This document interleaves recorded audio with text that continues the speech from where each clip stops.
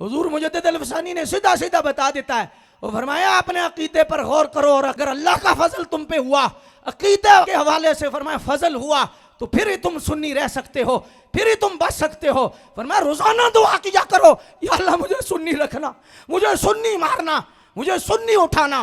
और मुजद्दिद अल-फसानी फरमाते हैं रब के फजल के बगैर नहीं हो सकता।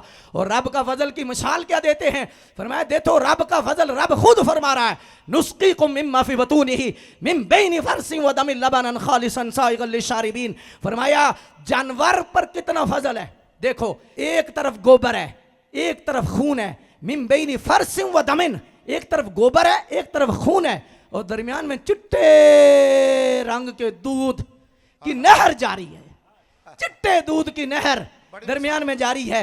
ना गोबर की बदबू आने देते हैं रब तबारक व तआला का करम, ना खून का रंग आने देता है रब।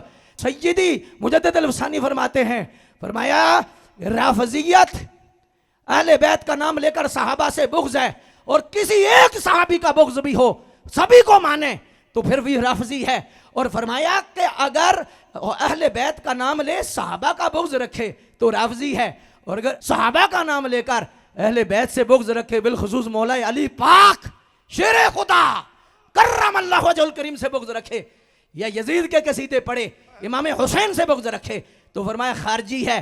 तो फरमाया अगर तुझ पे फजल हुआ ना, तो फरमाया क्या है, फरमाया गोबर राफजियत है, खून खारजियत है, और चिट्टा दूध सुन्नियत है।